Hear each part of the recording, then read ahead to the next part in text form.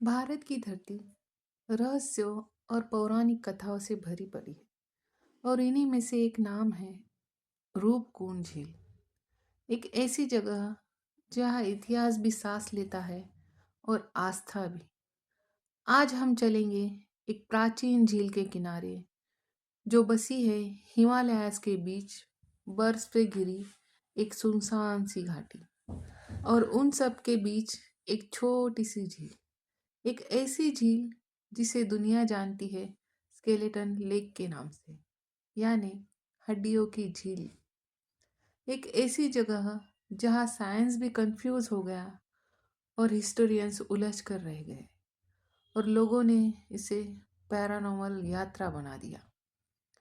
Roopkund lake Uttarakhand के Chamoli district में situated है। यह लेक सी लेवल से लगभग 5,029 मीटर यानी 16,500 फीट की हाइट पर है। ये जगह इतनी ऊपर है कि 8 से 9 महीनों तक यहाँ सिर्फ बर्फ ही बर्फ पड़ती रहती है। यहाँ पहुँचने के लिए बहुत सी घने जंगल और खड़ी चट्टानों का सामना करना पड़ता है। रूपकुंड एक छोटी सी ग्लेशियर लेक है।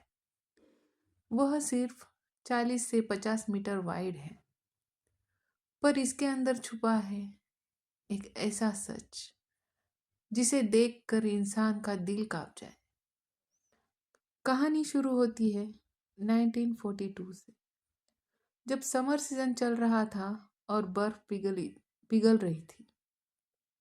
ब्रिटिश ऑफिसर्स और गांव के कुछ लोकल लोग रूपकुंड के पास पहुंच गए और वहां जो उन्होंने देखा वह देखकर वो हैरान रह गए। हंड्रेड्स ऑफ ह्यूमन स्केलेटन्स झील के अंदर, झील के बाहर, कई खोपड़ियाँ, हड्डियाँ और हड्डियों के ढांचे थे। सब शौक में थे। किसी ने कहा ये कोई पुरानी रणभूमि होगी, तो किसी को लगा कि इतनी हाइट पर तो सिविलाइजेशन भी नहीं है, फिर ये स्केलेटन्स आए कहाँ से। राज बढ़ता ही गया। रूपकुंड से जुड़ी कहानियाँ बहुत ही प्राचीन हैं।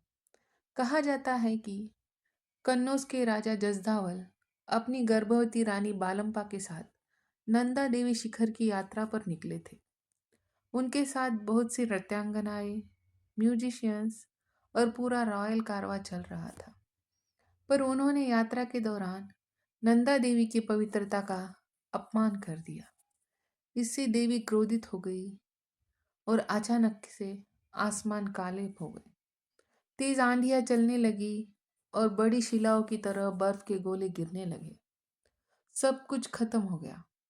कहा जाता है कि उन्हीं लोगों के कंकाल रूपकुंड में पाए गए हैं। दशकों तक रिसर्च चलती ही रही, पर 2004 और 2019 में की गई साइंटिफिक स्टडीज ने शॉकिंग सच्चाई का पता लगाया। जब उन स्केलेटन्स के डीएनए टेस्ट किए गए, डीएनए एनालिसिस में पता चला कि वे स्केलेटन्स एक ही समय के नहीं थे। कुछ लोग 7th सेंचुरी के थे, कुछ लोग 9th सेंचुरी की, और सबसे सरप्राइजिंग बात तो यह थी कि उनमें से कुछ 12th और 15th सेंचुरी के ट्रैवलर्स भी थे। रिसर्च के दौरान पता चला कि सबके स्कल पर एक पर्टिकुलर टाइप का फ्रैक्चर मिला, जैसे कोई बड़ा सॉलिड स्फेरिकल ऑब्जेक्ट उनके सर पर आ गिरा हो। साइंटिस्ट ने पता लगाया कि इनकी मौत एक मैसिव हेलस्टॉर्म की वजह से हुई है। वीडियो अच्छी लगी हो तो लाइक, शेयर, सब्सक्राइब करना मत भूलना।